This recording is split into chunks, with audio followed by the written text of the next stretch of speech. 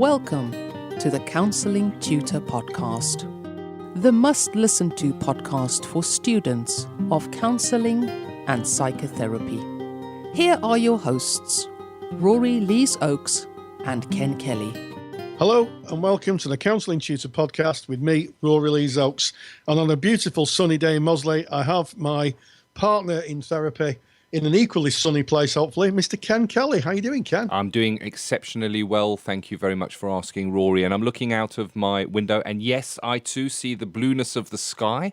Very rare indeed. But what's really nice is I'm looking at the swifts flying and darting through the air. So it's very picturesque and beautiful today.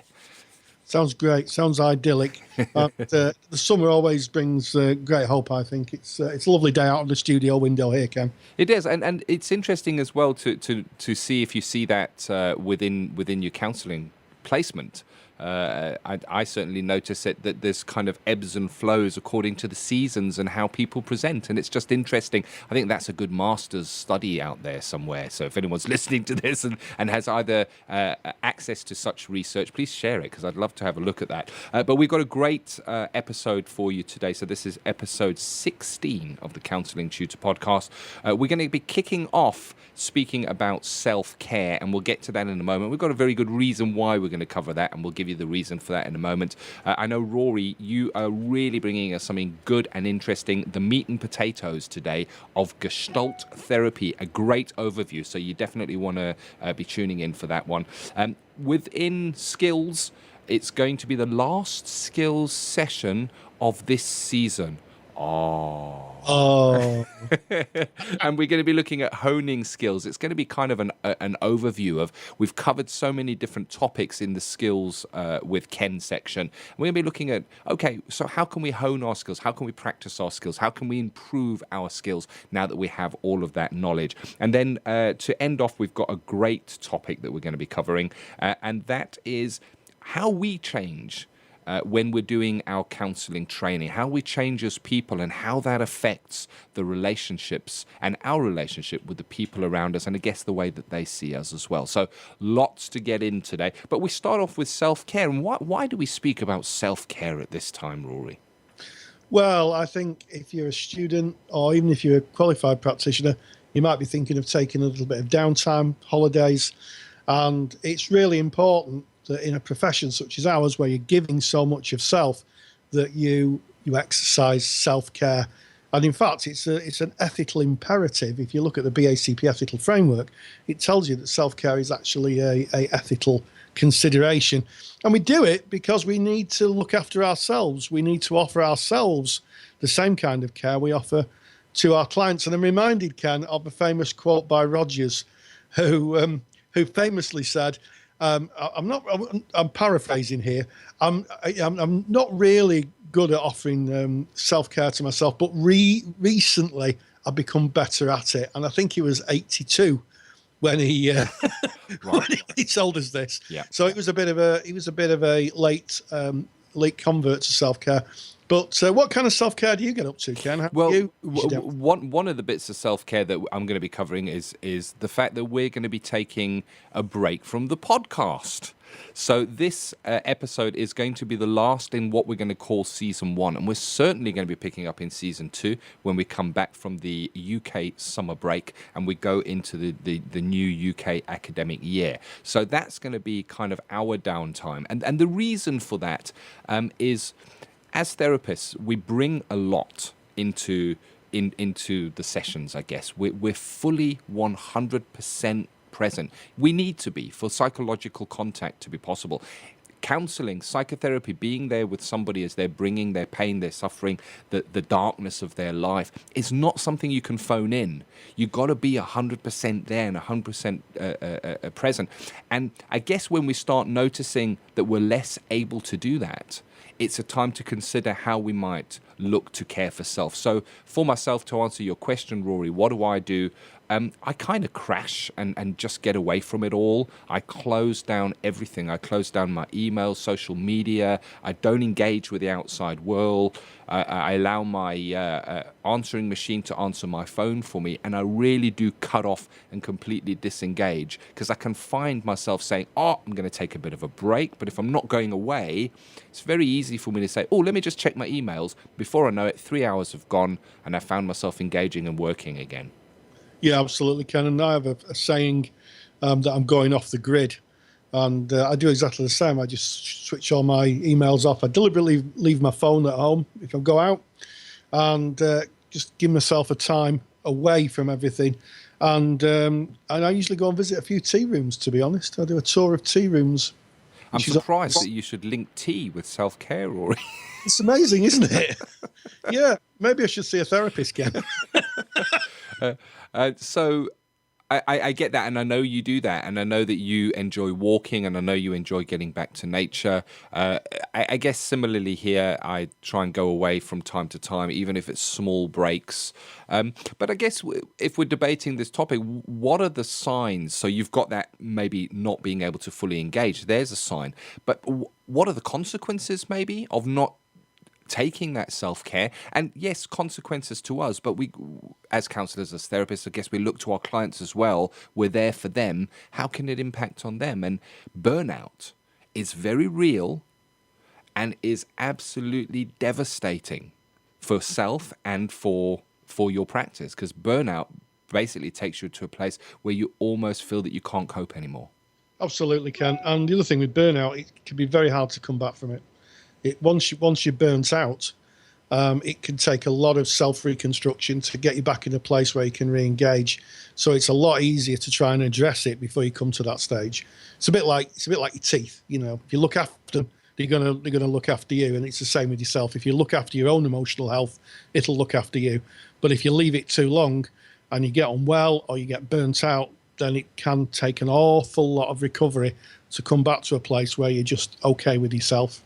100%. Part of my self-care is my supervision. And I understand that my supervision is there primarily for the benefit of my clients. I had supervision just a few short days ago, and boy, I feel lighter when I leave supervision, because I get to take in stuff that I can't share with other human beings because I'm carrying confidential information. I get to put that in front of my supervisor, and that lightens my burden. So I find that part of my self-care is regular supervision from my supervisor.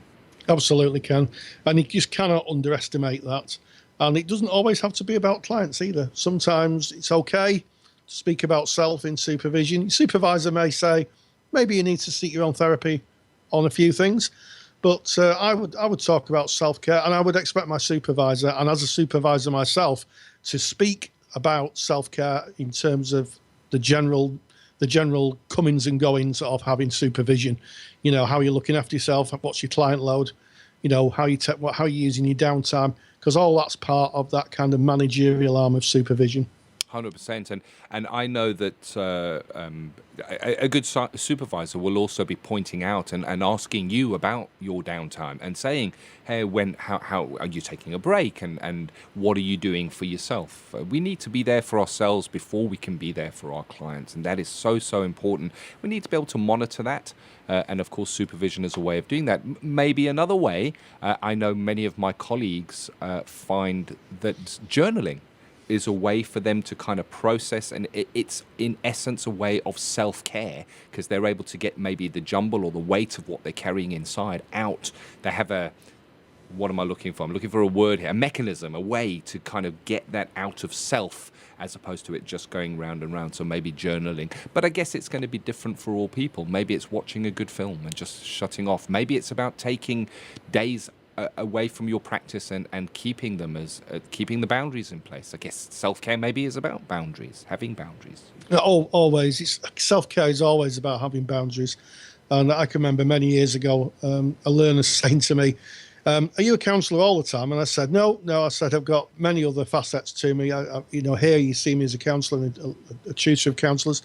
And she said, so if someone knocked on your door, next door neighbour, and said to you, I've got trouble, can you counsel me? What would you say? And I said, well, I'd say, well, that sounds pretty difficult for you at the moment, and maybe I could give you a referral to someone who could give you some help, a counsellor or an organisation.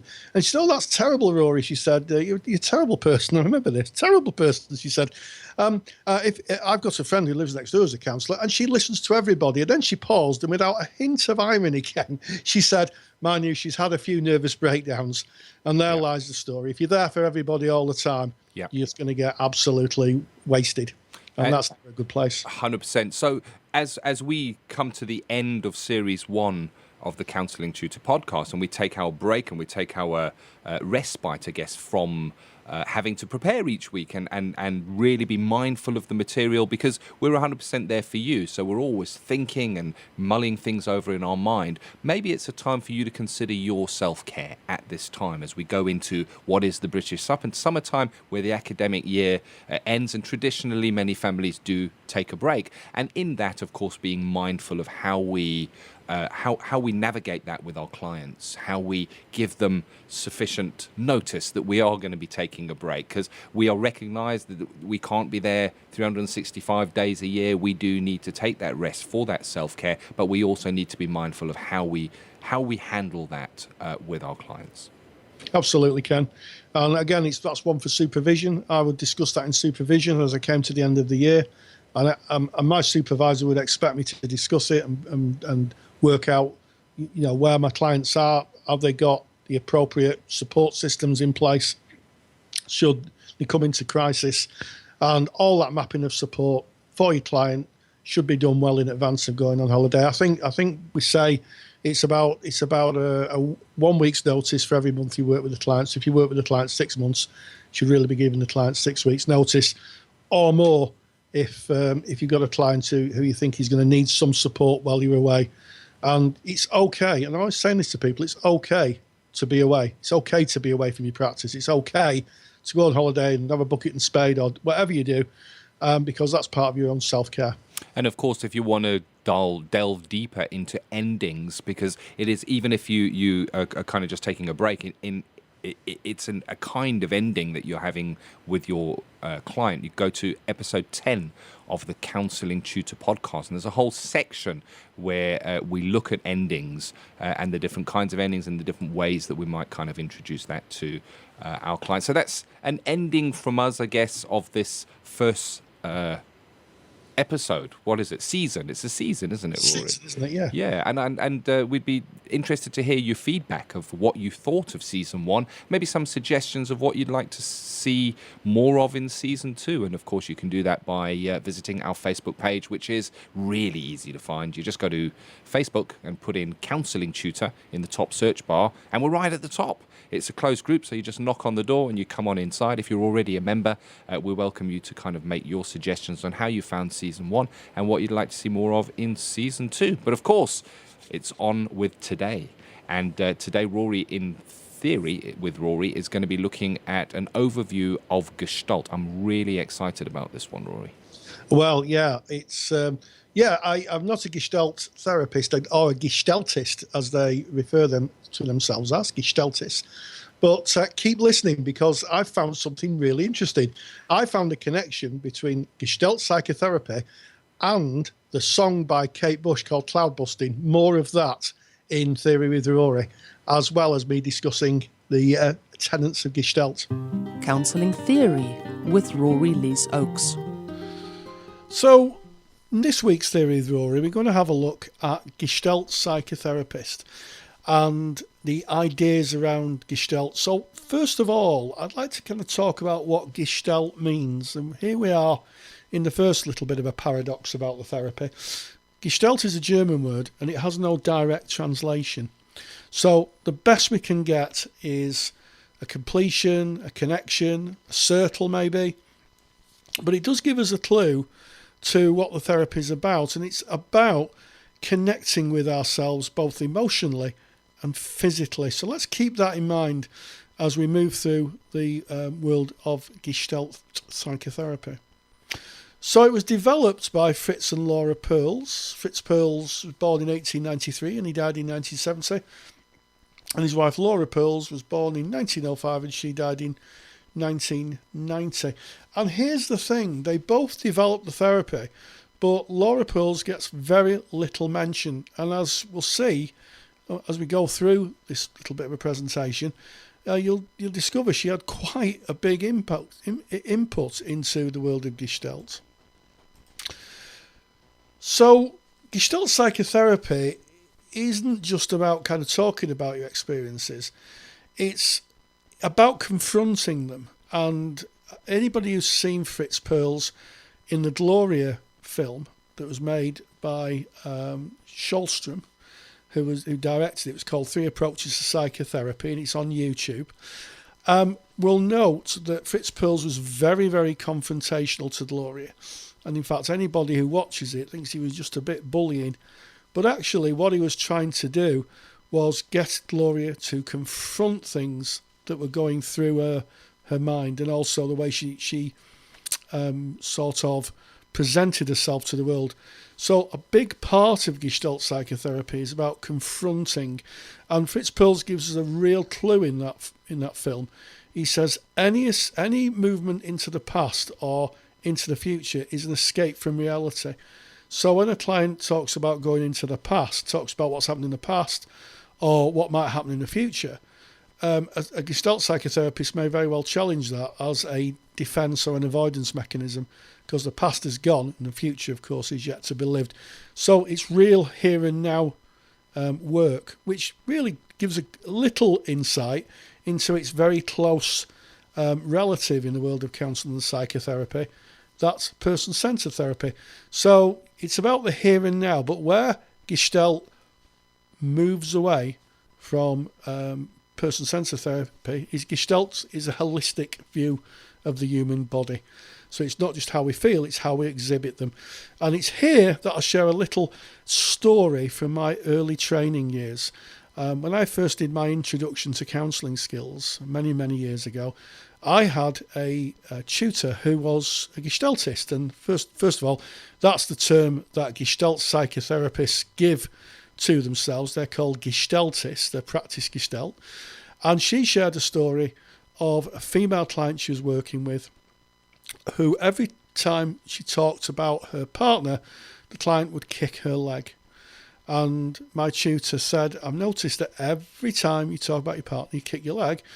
And she said, yes, because I want to kick him out of the house. And at the time, I thought this was a bit of I'd also heard this recounted on Radio 4 about a year earlier. And I thought at the time it was a bit of an apocryphal story.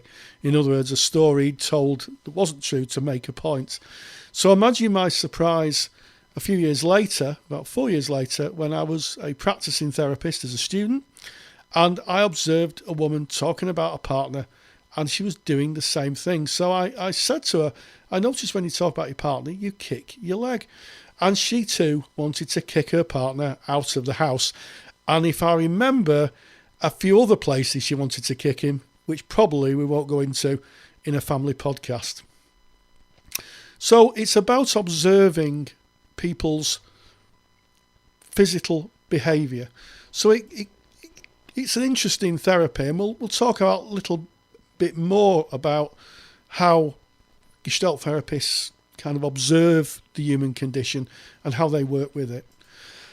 So if we talk about Fritz Perls, he was born in Berlin and he was Jewish, of Jewish heritage, and he had a sister, sadly, that was killed by the Nazis in World War II. He wasn't particularly good at school, he failed at school, and then when he decided to return to school, he decided to study medicine, and during the First World War he served in the medical corps, and his specialism was psychiatry. And during the 1920s, he began his own psychoanalysis with a few people, but the two people that really stand out is Wilhelm Reich and Karen Horney. Now, Karen Horney wrote a book called The Tyranny of Shoulds, very famous psychotherapist in her own right. But Wilhelm Reich, and this is where the connection to the Kate Bush song Cloud Busting comes from, Wilhelm Reich was the man who made the cloud busting machine. And here's an interesting factoid. If you've ever watched cloud busting, Google it on YouTube if you've ever come across the Kate Bush song. It's a song about a boy and his father pushing this cloud busting machine up a hill, and he's trying to make it rain with this contraption, and then he's arrested by the authorities and taken away and never seen again, but it rained. And guess what? It's based on a true story. Peter Reich, who was Wilhelm Reich's son, wrote a book called A Book of Dreams. It's available now, I think. It's been republished.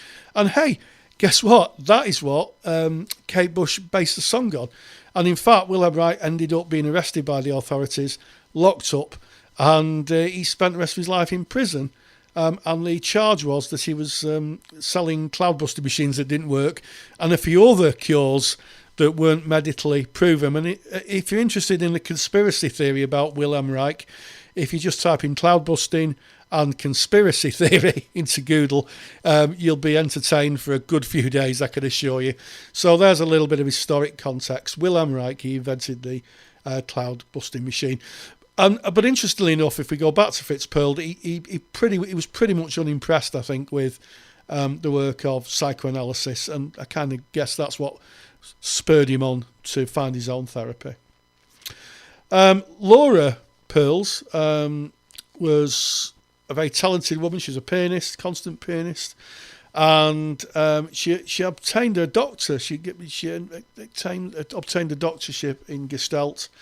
And she studied existential psychotherapy with Buber, who was another very famous and very well-respected psychotherapist.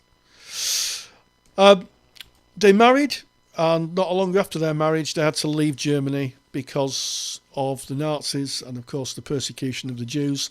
And they moved to Amsterdam, and then they moved off to South Africa, and they spent a lot of time in South Africa, and Fritz Perls, I think, met Freud in South Africa, and he kind of made peace a little bit with psychoanalysis. After meeting Freud, he was a bit more relaxed about it. But here's the interesting thing. It was during his time in South Africa that Laura, Fitzgerald's wife, observed their children eating and chewing behaviours, and that is what forms the basis of Gestalt. We've all heard people talk about swallowing one's pride, or eating humble pie, or taking a gulp, or I'll go away and chew on that, chewing the fat. There's so many metaphors, isn't there, around eating.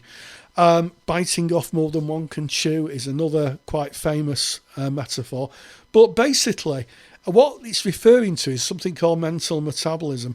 And that effectively is that when we think about something, we produce bodily actions to amplify what we're thinking. Remember the woman who was kicking her leg that I talked about earlier? That's a really good example. And that is what the therapy is built on.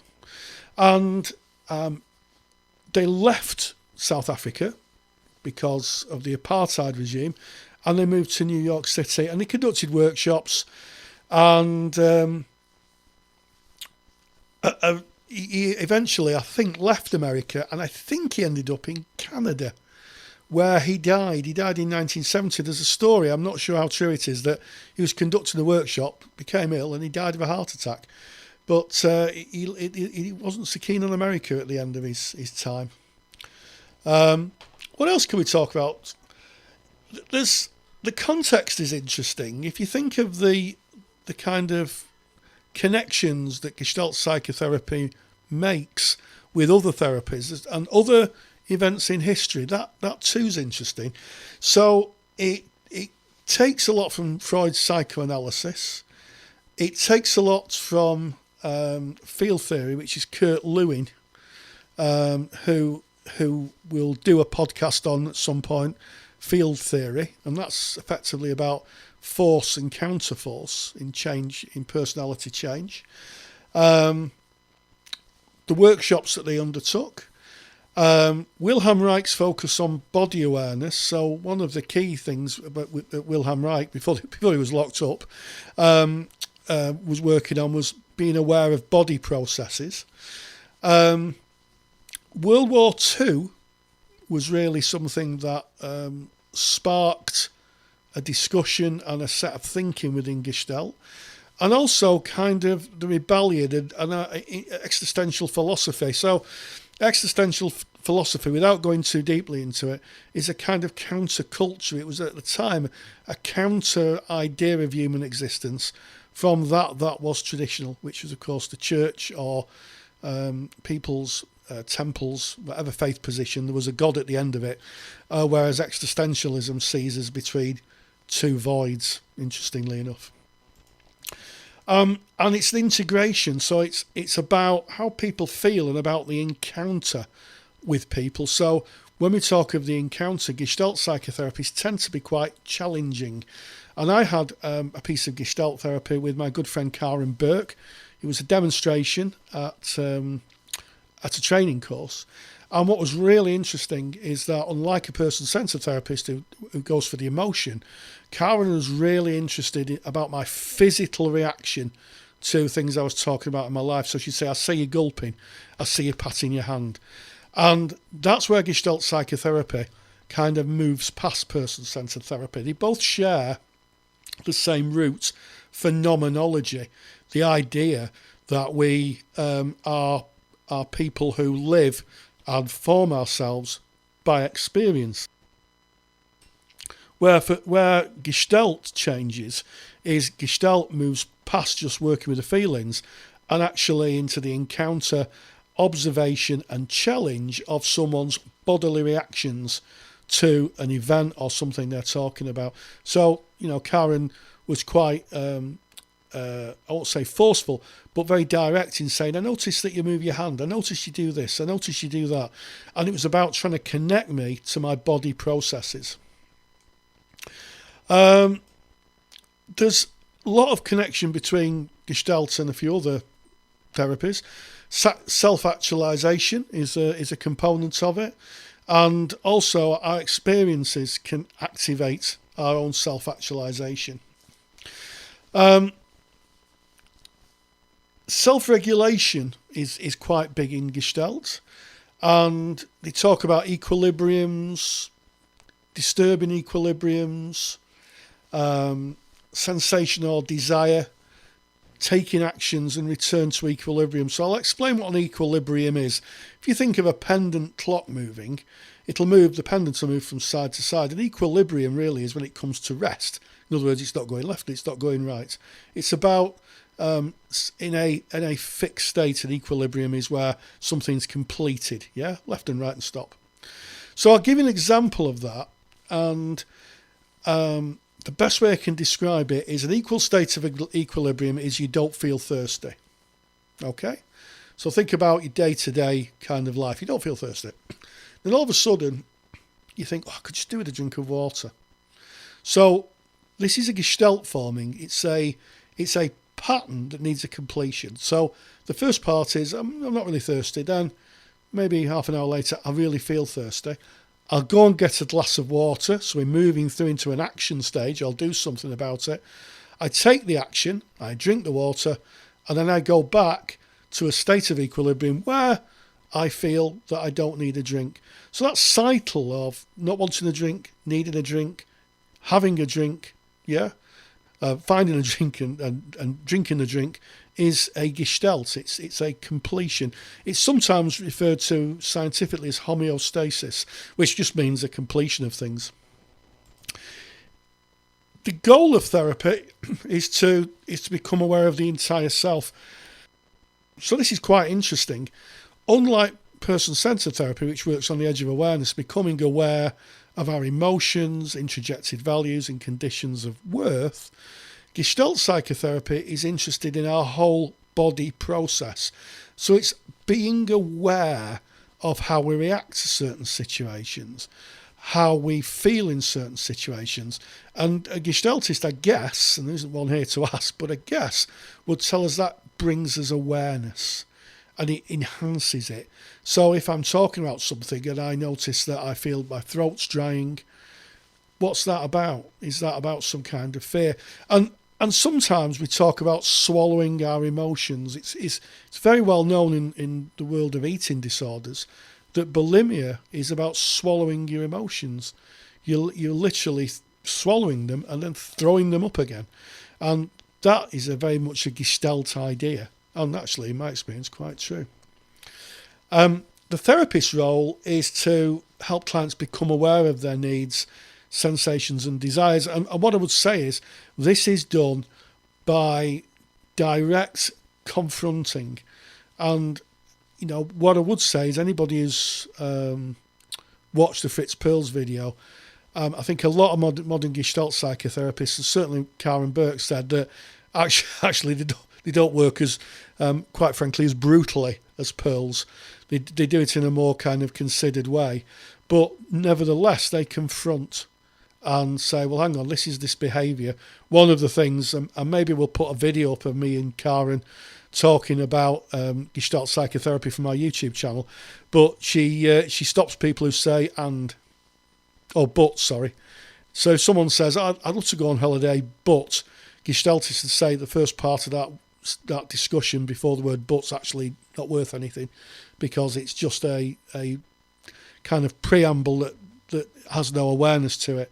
The but is the full stop. It's everything after that really is the stuff to work with. What else to talk about Gestalt psychotherapy? Well, it is about wholes. It's based, not holes in the ground, about being whole, a whole person, understanding your entire process. And it's also based very strongly on phenomenology. And phenomenology is the direct experience, how we experience the world. I think Edmund Husserl summed it up very eloquently with back to the things themselves. In other words, it's not analysing, it's really about this is what it is and this is how I feel and this is how I respond to it. Yeah, phenomenology is your direct experience of the world. And there's like loads of different ideas in Gestalt. One of the key things is a co-created relationship, and I'm going to finish on that. Co-creation is about I and thou, and it's an idea that is generated from this position of seeing someone as a real person in the world, a real authentic connection, and it's about defining the client's process, being really in their frame of reference, and also making sure the client's taking ownership of the therapy. There's an emphasis on clients really taking control of their lives as opposed to a therapist leading them there, if you like. Well, I hope you've enjoyed that little podcast or little discussion on psychotherapy. I'll finish off and I'll put this in to as a handout. Some of the key terms that we find in psychotherapy, in Gestalt psychotherapy: introjection, which is introjected values, introjection, and that's basically a belief in other people's standards and beliefs. We've been here before, haven't we? Introjected values and conditions of worth, injunctions and drivers, about other people's views of you, taking them on. Projection, a client projecting their emotions or traits onto others, seeing in others really what they are themselves. Retroflexion, that's the interesting one, isn't it? Retroflexion is when someone kind of dismisses you or discounts you. And finally, deflection and confluence. Deflection is used to distract or avoid, and it can be using humour excessively. So you've all met people who say, how are you doing? Oh, I'm not very well at the moment. We mustn't grumble. That's the type of humour, excessive humour, self-deprecation. It's called deflection. And when people deflect, you can bet your bottom dollar that actually there's something behind that. And confluence, and that's a wonderful word. It's one that I've only just been recently introduced to. Confluence. Now, confluence is a merging of boundaries. Now, perhaps the best way of describing confluence is by the example of the water. One drinks the water and it's inseparable. At the time it's drunk and it's ingested, it's virtually inseparable from yourself. So therapists would work on these ideas, and certainly with confluence, it's about boundaries. If someone's too confluent, I guess, with someone else, it means they don't know where they stop and the other person begins. And that could be useful in some areas of your life, but in others it could be a complete disaster, because if you haven't got any boundaries, then who knows where that'll lead. So I hope you've enjoyed this little presentation on Gestalt psychotherapy. And just remember, next time someone says, I'm eating humble pie, or I've swallowed my pride, almost certainly they're leading you into the world of Gestalt psychotherapy. Well, there you have it. And I recall, Rory, that I contacted you to speak about one of the upcoming podcasts, and you answered the Skype call, and in the background was playing that very same Kate Bush song. And I remember you saying, hold on, I'll turn it off. And I thought, wow, that's an interesting music to listen to while you're working. But it all makes sense now. You were doing your research for that fantastic section of theory. Thank you. Okay, well, thanks, Ken. Yeah, and it's an interesting part of history. Very few people connect the two.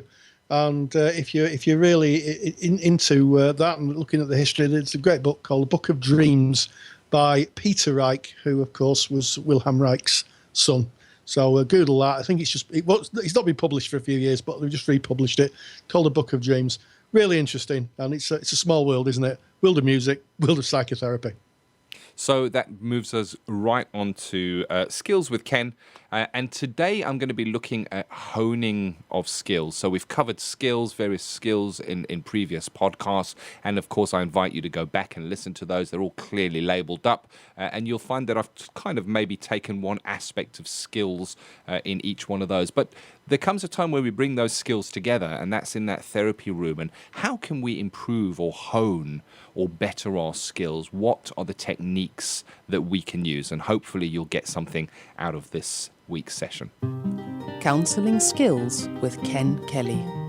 So as we come to the end of season 1 of the Counselling Tutor podcast, I come to the end of season 1 of skills and linking skills to practice.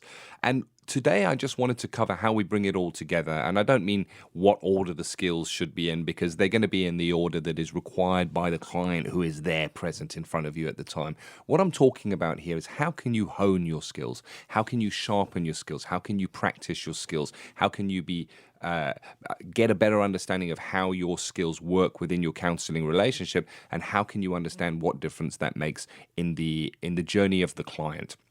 And I'm going to be sharing that with you today. So if we go right back, session 1 of the Counselling Tutor podcast, and you can go back and listen to these, I covered the skill of silence. In session 2, we looked at the process of reflection as a skill. Session 3 was paraphrasing. 4 was how to open a session respectfully.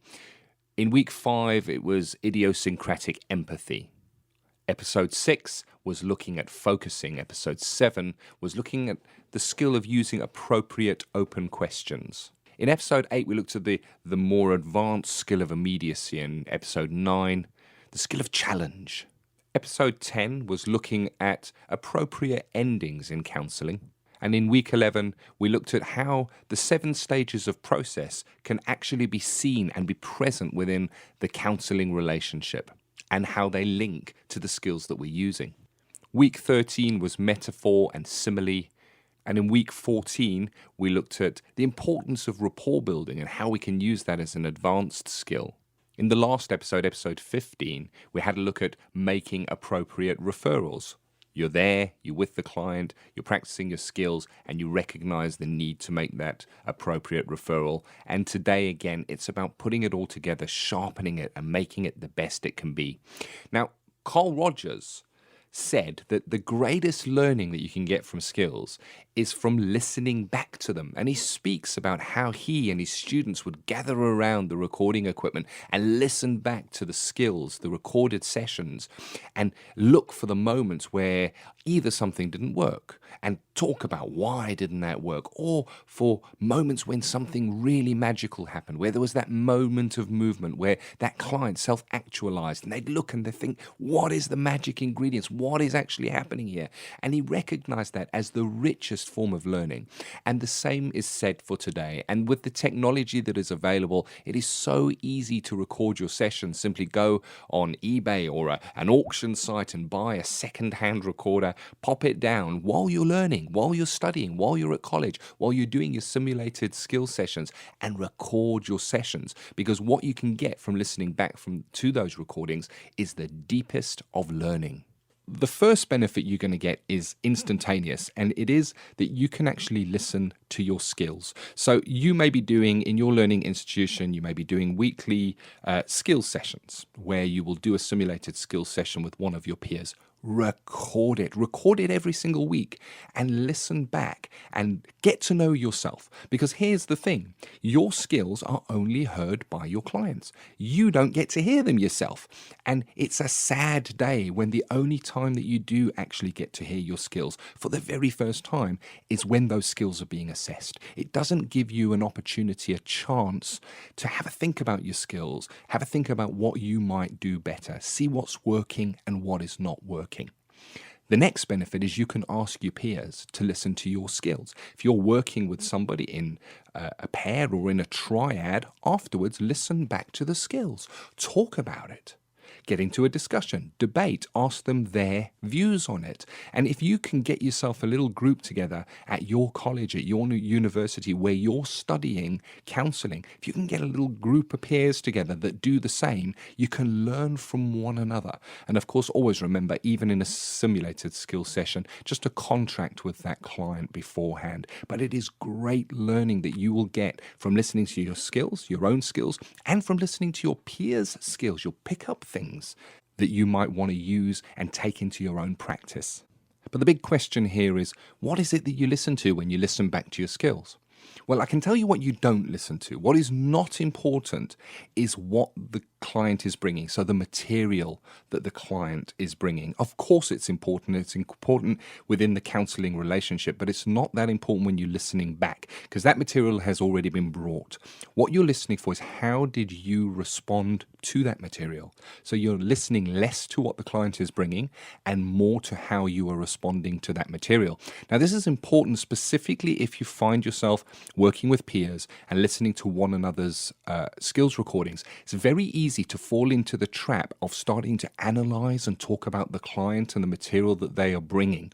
Try as best you can to steer far away, because there's no learning in skills right there. That's analysis, and it has no place in your skills. Steer away from that and just look at how you responded to that client. You're looking to see if you can name the skills. So when you hear yourself speaking or responding to a client, what skill are you using there? Name it, write it down, and then have a look. What did that do? The skill you used, what effect did it have within that client-counselor relationship? Did it work? Did it not work? Did it lead the client to go deeper into the material? Was there a mismatch? Was it a good fit? Have a listen and see what that effect is. And that's going to be really, really important when we come to how we write the assignment, because that's one of the criteria that the awarding body are looking for. And then finally ask yourself, what could I have done differently in this situation? So if a skill was used and you feel that it didn't maybe hit the mark, what could you have done differently that would have maybe deepened the empathy? If you find something that worked really, really well, why did it work so well? What was the magic ingredient in that moment that made that work? The next step is define your skills. So the first part of defining your skills is to know what the skills are. And I guess listening to this, you know what the skills are already, but make life easier for yourself. Create a skills master definition list. This is going to be yours. It's going to be yours to keep for the rest of your studies. Make this list up once. You can come back to it. You can add things in. You can cross things out that you feel maybe shouldn't have been there. You can ask your peers their idea on it. But what you're trying to do is take all of your skills, silence, reflection, paraphrasing, use of open questions. You know what your skills are, and you want to write up a master skill definition list. And that's going to be structured as follows. You're going to start off with a definition. So I've taken an example here of reflection. So the definition of reflection, and this would be taught at level 2. So this is really basic stuff, and that's okay. You don't need to get too complicated on your master definition list here. Just keep it nice and simple. So reflection, the definition, is saying the client's exact words back to them without any distortion. That you know. So it's almost like holding up a mirror to the client, repeating exactly what they have said. And effective reflection is reflecting back the emotion part of the material as well. So I guess an example of that to throw in is if a client was sat with you and they were really devastated over something and they maybe said, "I'm so devastated." It wouldn't be reflecting back the emotion if you reflected that back and said, "I'm so devastated." You would want to be matching their voice pattern, maybe even matching their body language as you're reflecting that back, because you're reflecting the whole of them back. So there's your definition. Now, what does the skill do? This is the next part. So you're going to do this for each one of your skills. Definition, and then what does it do? So what does reflection do? Well, it shows the client that you've heard them. It doesn't just show that you've heard them, it shows that you're connected with the emotion as well, with the way that you reflect that back. They feel heard. They go, yeah, this person gets me. It shows the client that they have your full attention. You know, that can't be underestimated. The client feeling heard, that full attention, a reflection shows, I'm right with you, I'm right there, I'm hearing you. Is this what you're saying? And you're just reflecting back their own words. And it can give the client an invite to focus down on a specific emotion within their material. So, of course, a reflection, you're not just going to reflect random words back that the client is saying. You're going to be listening for the music behind the words, as Carl Rogers would say. You're going to be listening for the emotions, and that's what you're going to be reflecting back. So it can invite the client, if they bring a lot of material, throw in a quick emotion, and then a lot of material. If you reflect back that emotion, it can focus them down. It can really bring them into that emotion and be almost like an invite for them to go and explore that. So what does the skill do? So you've defined it, you've looked at what it does, and here's the important part. What effect does this have on the client? So with the reflection, what does a reflection do within the counselling relationship? And here, when a client hears their material back, they feel that they've been heard. And this helps, here's the important bit, this helps deepen the empathic bond between the counsellor and the client. I've been heard, so now there's a deeper level of empathy. And of course, empathy being that not only do you empathise and you're fully with them, but they perceive that. So this is them perceiving that. So how does this affect the client? Client hears the material back, that's more definition, that kind of stuff. They feel that they've been heard, that's what it does. What does it do? It helps deepen the empathic bond. So really, really important to have some time thinking about that when you create your master definition list. And then the client may spot incongruence in self. Clients may correct their own words. When it's reflected back to them, they may actually hear it as if for the first time and go, oh, actually, you know what? No, it's not really like that. It's like that. They're meeting their own incongruence. So that's something else. And of course, it can bring emotion into awareness that they may not even have considered themselves. So there you go. I've got a little bit carried away on this and I do apologize. You can tell the passion of the skills is seeping through. But there it is. There's reflection for you. Just use an example. So you want definition. What does it do? And how does this affect the client or the counselling relationship? And here's the thing, if you just take the time to do those simple things, record your sessions, listen back to your sessions, listen back with peers and discuss the skill sessions with one another, make that skills definition list, taking all your basic skills, and go back and listen to the episodes I mentioned at the beginning. And you can take the information from there and just build up a skills definition list for yourself. And map that skills definition list to what you're hearing when you listen back to your recordings. What difference is it making? This is going to take your skills to the next level. So often when we're out there and we're practicing these skills, it's the client that hears them, not us. If we take the time to reflect back on our skills, to be mindful, to be respectful that these are the tools, for lack of a better word. They're not really tools, although they're skills, but this is what we use to interact with our clients. Then it's our duty to be as good as we can be, to spend the time on it. And this is a great, great way just to take your skills to that next level. I hope that this has been useful, and I so look forward to what we might be covering in the second season of the Counselling Tutor podcast. Well, Ken, just such a useful overview of skills.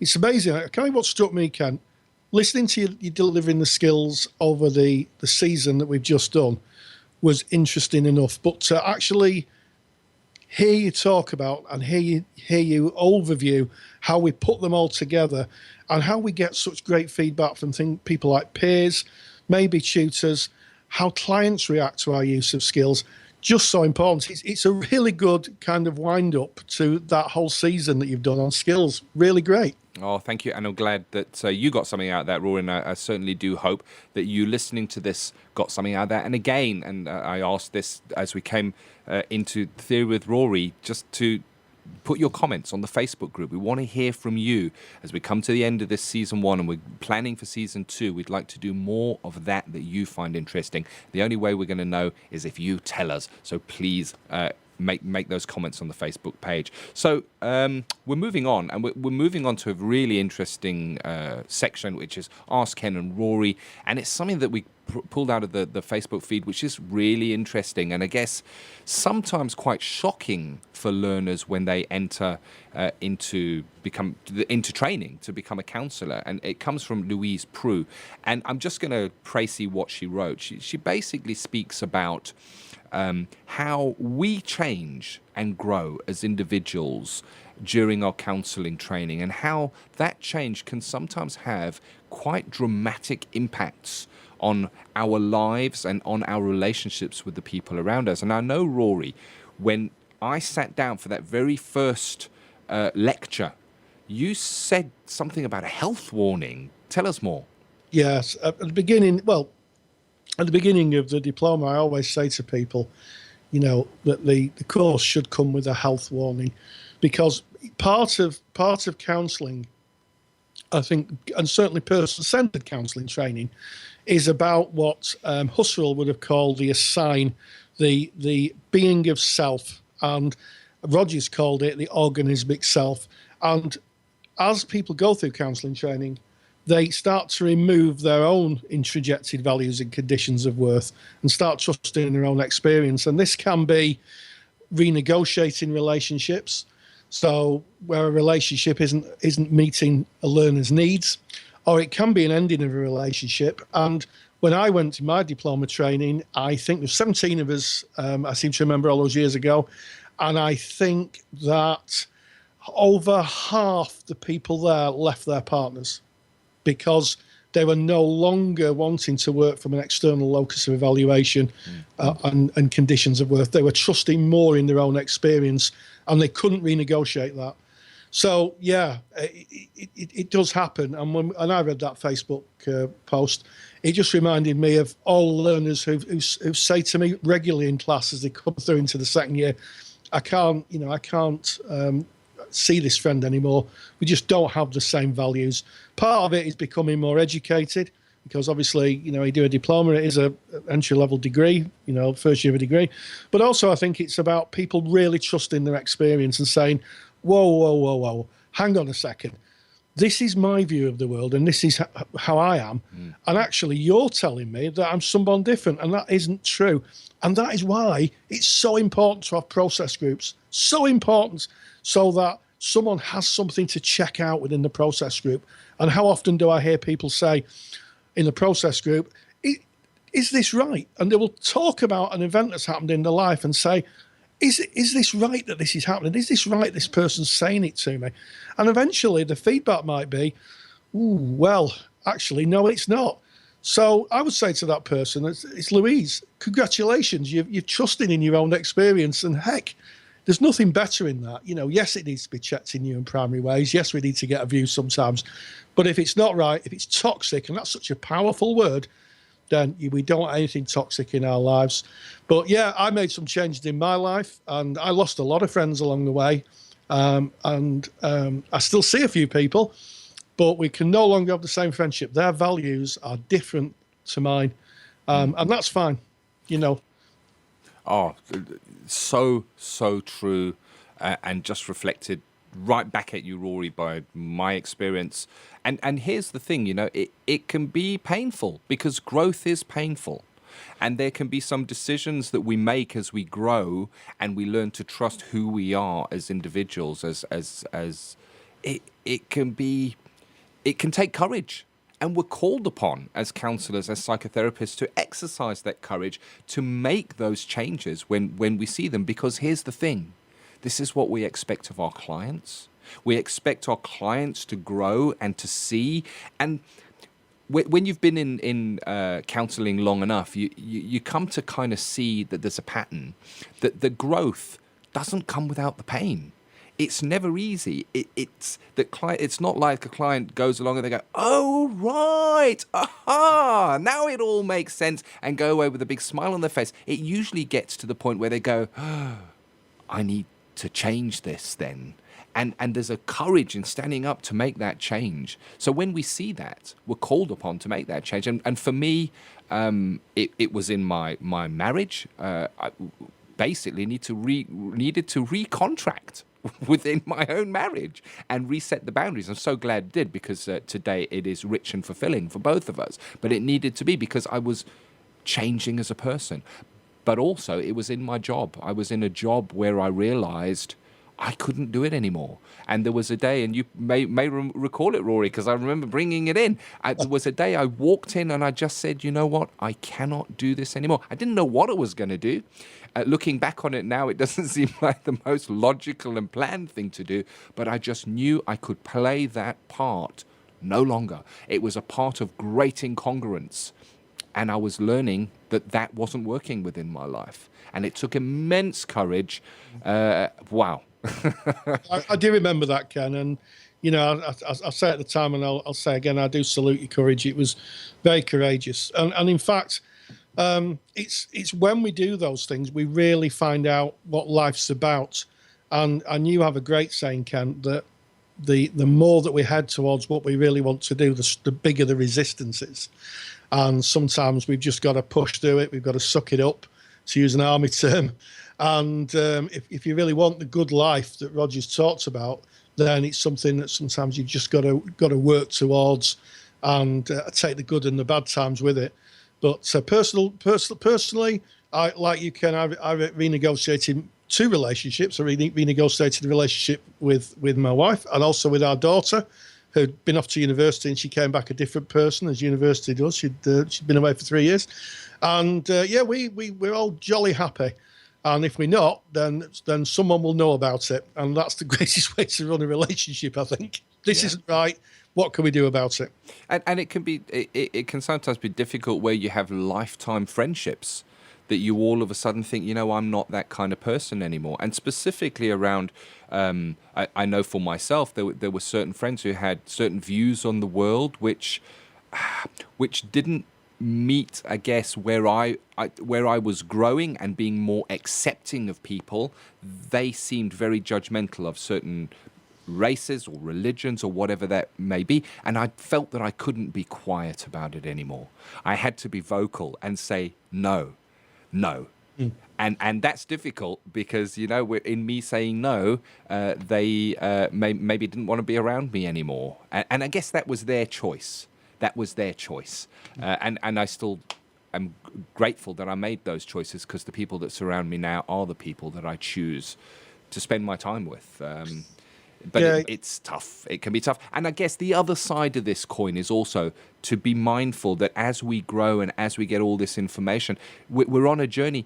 Maybe our friends and our family members are not on the same journey. And I guess there's an element of patience and unconditional positive regard that they are not experiencing this growth, and to be mindful of that as well. Absolutely. I think that it's something I always say to all my learners when we come away from residential experiences or at the end of the course. I say, look, you've had a unique experience, and counselling training is absolutely one of the most unique experiences I think a human can go through, to review self in a safe, hopefully a safe place. It might not feel safe, but the overall idea that there's safety there. And when you come out of that, I always say that it's a crucible. Counsellors aren't taught, they're forged. And the fiery furnace of that forging is in personal development. And that, how am I going to change, and where am I going to find, as you say, Ken, that great courage to say, actually, those are no longer my views. And sometimes we just have to be thoughtful that not everybody's been through that fire. 100%. So there you have it. That's a great topic to debate, to take into your personal development groups. Take your own growth pains, I guess, take your own struggles into PD. It's a great place to take it. It's a supportive, responsive group where your fellow peers, fellow learners are experiencing similar, I guess, different roads, but similar. There you have it. And it kind of brings us to the end of this episode and this season. Yeah, and I'd just like to say thank you for watching. We're very, and I know I spoke about Ken about this, we're very touched about the amount of people who've really taken what we do to their heart and the counselling tutor idea in general. But yeah, so thank you. As I always say in my YouTubes, thank you for listening, and we'll look forward to serving you again when we come back in the next academic year with some new ideas. But in the meantime, tell us what you want, because we're here to serve you. Definitely. And we still value your feedback, your opinions, your ratings on iTunes. So keep those coming in, because they really encourage us. And I echo that thanks. You guys have been awesome. Your support has been absolutely awesome. And I just want to say a thank you to you, Rory, because you've been here week after week. And you know what? I've grown, I've enjoyed, and I've learnt from this experience. And this is not me doing it. It's not you doing it. It's us doing it. And there's a relationship and there's a bond. And I'm grateful for that. Thank you, Rory. Yeah, and yes, and you too, Ken. We've I'll say that we've become quite a lot closer over the last few months doing the podcast. We've spoken a lot more, and it's quite, anybody just podcasted as we do, it's quite an intimate thing. It really is. It really is a really experiential thing, because I can see Ken can see me, and we're working to each other's cues as we make this. So it does form a connection which is unique. So I thank you for that. Have you noticed, Ken, though? You've noticed my top, how nice and bright it is? Oh, yes. You know what that is? No. Because I've got to be holidays. Going on holidays. As we come to the end of this episode, thank you, everybody. We want your feedback. We want your comments. Tell us on the Facebook group what you want more of in season 2. And we're looking forward to bringing that to you after the summer. From me, Ken Kelly, take care. Yeah, and get yourself a cup of tea in a tea room. Stay grounded and stay safe. Thank you for listening to the Counselling Tutor podcast. Find the show notes for this episode on our website at www.counsellingtutor.com.